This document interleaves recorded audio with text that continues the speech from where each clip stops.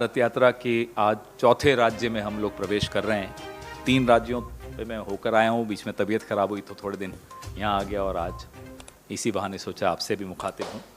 जहाँ जहाँ हम लोग गए वहाँ सबसे ज़्यादा लोग, गैर राजनीतिक लोग जो राहुल गांधी जी से मिलने सड़क के दोनों तरफ होते हैं या मिलना चाहते हैं और मिलते हैं, उनमें सबसे ज़्यादा नौजवान, युवा वर्ग।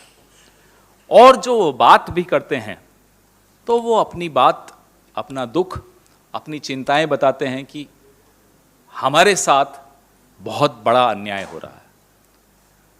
या तो एंट्रेंस टेस्ट होते नहीं हैं, होते हैं तो पेपर लीक हो जाता है और फिर टल जाते हैं। बेरोजगारी तो आपके सबके सामने है ही, लगातार हम उस पर चर्चा कर ही रहे हैं।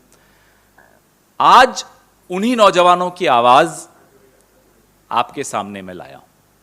गुजरात प्रदेश, जहां कल भारतीय जनता पार्टी की गौरव यात्रा शुरू हुई है। किस बात का गौरव? 22 पेपर लीक हो चुके हैं गुजरात में और ये गौरव यात्रा निकाल रहे हैं। 22। मैं बाकी राज्यों की, भाजपा शासित राज्यों की बात बाद में कभी रखूंगा, उत्तराखंड हो, कर्नाटक हो। इन दोनों पार्टियों का नाम अनाप शनाप है। पंजाब में भी पीपीएससी का स्कैम अभी निकला है। आखिर कारण क्या है कि जहां जहां भाजपा शासित राज्य सरकारें हैं वहां पेपर लीक एक के बाद एक पेपर लीक हो रहा है? क्या नौजवानों को आप गंभीरता से नहीं लेते? पूरे विश्व का सबसे नौजवान देश माना जाए भारत, और उसके नौजवान की यह हालत आपने कर दी हो। और आपका राज्य, जहां आप 12 साल मुख्यमंत्री रहे हो, आज आप प्रधानमंत्री हो। जब से आप वहां मुख्यमंत्री बने तब का सिलसिला अगर मैं आपको अभी प्रेस रिलीज में भी दे रहा हूं।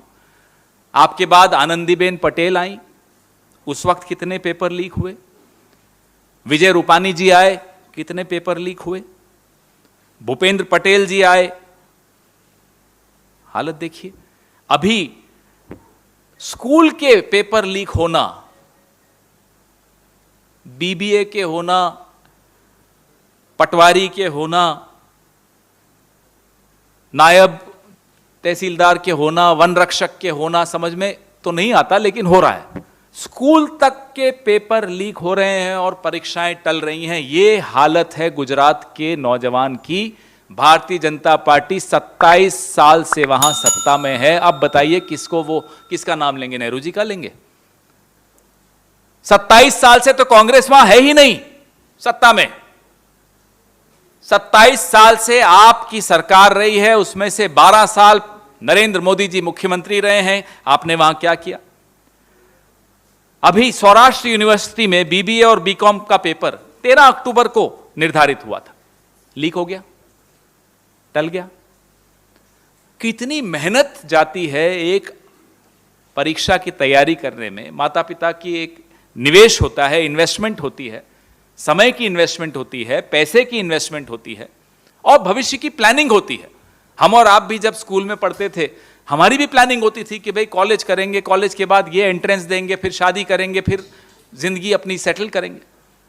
गुजरात के नौजवान की किस्मत में यह प्लानिंग नहीं लिखी है, क्योंकि उसकी प्लानिंग के सामने आ जाती है गुजरात की भाजपा सरकार।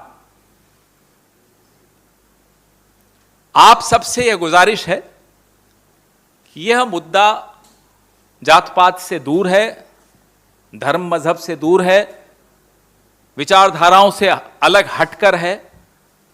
यह मेरे देश के नौजवान का मुद्दा है, उसके भविष्य का मसला है। इसमें राजनीति होनी भी नहीं चाहिए। इसमें चिंता सबसे ज्यादा तो इस देश के प्रधानमंत्री को होनी चाहिए, प्रधान सेवक को होनी चाहिए। जो वहां गौरव यात्रा निकाल रहे हैं अमित शाह, उनको होनी चाहिए। आप उस प्रदेश में जाकर नौजवानों की आंखों में आंखें डाल के कैसे बात करते हो, कैसे वोट मांग लेते हो? उसके साथ आपने किया क्या? उसके भविष्य का गला घोटा, उसकी आकांक्षाओं का गला घोटा, उसके सपने मार डाले। मध्य प्रदेश में व्यापम घोटाला है, गुजरात में व्यापक घोटाला है, हर परीक्षा में घोटाला।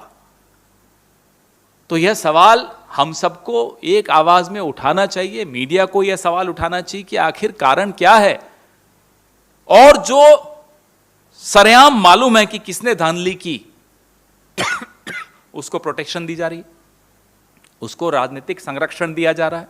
मजबूरी क्या है आपकी, कारण क्या है? ये मैं आपको जो आंकड़े दे रहा हूं, पिछले 7 साल के आंकड़े दे रहा हूं, जिसमें मोदी जी के वक्त का भी कुछ है, लेकिन उसके बाद का सिलसिला है ही है, क्योंकि उसके अलावा तो यह सरकार तो आपको मालूम है नो डेटा अवेलेबल है, एनडीए की सरकार।